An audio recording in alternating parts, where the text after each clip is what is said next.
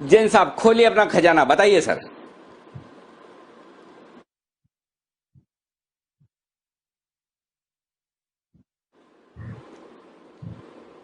जैन साहब आवाज आ रही है आपको? बताएं सर आप अपना स्टॉक आज का। बिल्कुल बिल्कुल अनिल जी, आ रही है। और अब तो देखिए जैन साहब के जेम्स जो भी थे बहुत रिसर्च के बाद लाए हैं और वो स्टॉक्स अब उनके दिन आए हैं। और actually I am very excited. In fact जब ये न्यूज आई थी तो मैं फ्राइडे को शो में था, तभी भी मैंने एक्साइटमेंट दिखाया था और शायद आप लोगों ने उसको ट्वीट भी किया था और काफी मेरा एक्साइटमेंट भी दिख रहा था। और वरिंदर जी को सुना और बहुत सारे स्टॉक्स निकलेंगे अनिल जी और बहुत जबरदस्त मजा आने वाला है अब आगे आने वाले दिनों में। और आज भी उसी तर्ज पे स्टॉक, हालांकि कई अनसंग हीरोज और अनसंग नेम्स होते हैं जिनको सुना हुआ नहीं होता है, और वैसा ही एक स्टॉक है John Cockerill India limited. John Cockerill India limited काफी दिनों से मेरे रडार पे था, जस्ट बिकॉज अनिल जी ये लिक्विडिटी की इश्यूज थी, इसलिए मेरे को लाने में डर लग रहा था। क्योंकि जनरली जब आप नाम बताते हो और जब ले नहीं पाते हैं इन्वेस्टर्स को थोड़ा सा अजीब सा लगता है, बट देन कंपनी बहुत अच्छी है, क्वालिटी कंपनी है, इसलिए मैंने इसका नाम दिया। और इसका वैसे पुराना नाम फ्लैट प्रोडक्ट्स इंजीनियरिंग बोल के है, फिर अभी अगर आप देखते हैं तो CMI FPE लास्ट नाम ये था, और उसके बाद जॉन कोकेरिल इंडिया लिमिटेड। ये यूरोप की एक अच्छी MNC है और काफी पुरानी नामचीनी कंपनी है। वहां पे अगर यूरोप में आप देखिए 6000 एम्प्लॉइज की कंपनी है और 1.26 बिलियन यूरोज 22 कंट्रीज में इनका काम है और 5 कॉन्टिनेंट्स में ये फैले हुए हैं। तो ऐसी ये कंपनी है। और ये कंपनी अगर आप ऐसे देखें इंडिया में तो बहुत ही एक नामचीना नाम है। लेट डॉक्टर TR मेहता साहब, उन्होंने ये स्टार्ट किया था, गोल्ड मेडलिस्ट है मेटलर्जी में और काफी फेमस थे, टेक्नोक्रेट थे।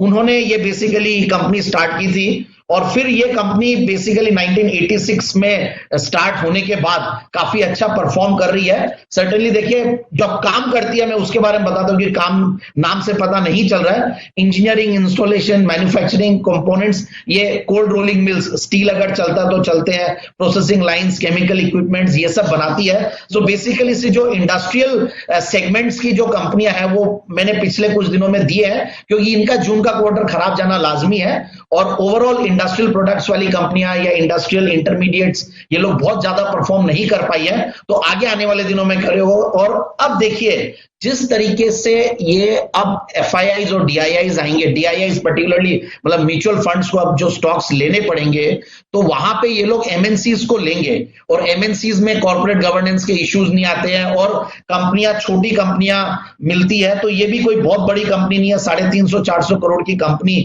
जब मिलती है। और यहां पे पिछले 2-3 क्वार्टर से DIIs की स्टेक धीरे धीरे बढ़ रही है, हालांकि अभी भी 1% तक ही है, बट धीरे धीरे बढ़ रही है। इसका मतलब इंटरेस्ट जाग रहा है। और मैं अब फंडामेंटल्स की अगर बात करूं तो आप ये देखिए 75% तो प्रोमोटर की होल्डिंग है ही है।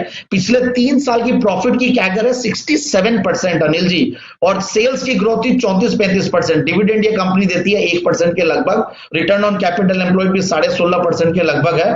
तो ये सब फंडामेंटल्स को देखने के बाद मुझे काफी कॉन्फिडेंस आता है इस कंपनी में, और ये आराम से ये स्टॉक मुझे ऐसा लगता है कि 1000 रुपए के फिगर्स छुएगा। बट एक बार मैं टारगेट छोटा ही दूंगा, 950 का टारगेट दूंगा, और ये भी मैं लंबाई दे रहा हूं क्योंकि मुझे लगता है कि अब आने वाले दिनों में चलेंगे।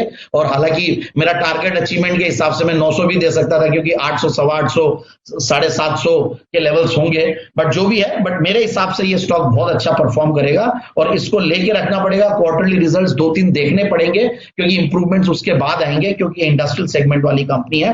But it's a fantastic company and I think आराम से 950 के टारगेट के लिए स्टॉक को लिया जा सकता है।